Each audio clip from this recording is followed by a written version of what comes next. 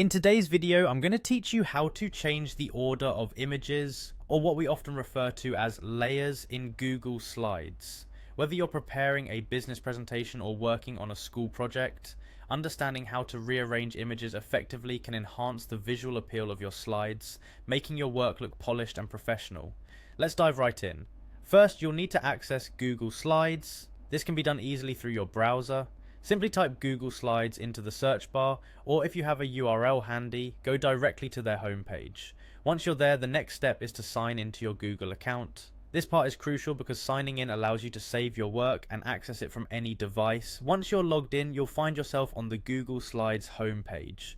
Now you're ready to start working on a presentation. You can begin a blank presentation by clicking on the blank presentation option, which gives you a clean slate for creating from scratch. However, if you're short on time or looking for some design inspiration, selecting a template might be more up your alley.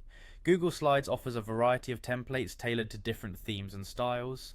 After you've opened your presentation, it's time to select an image. Images play a vital role in enhancing the narrative of your slides, so choose wisely. Click on the image you wish to reorder. You'll notice that once the image is selected, a border with small squares will appear around it, indicating that it's ready for edits. The next step is to click on the Order option. This is usually located in the top menu under the Arrange tab.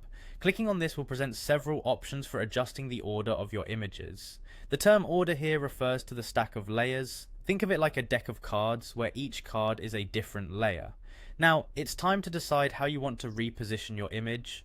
If the image you'd like to highlight is currently hidden behind other elements, choose Bring to Front or Bring Forward to make it more prominent.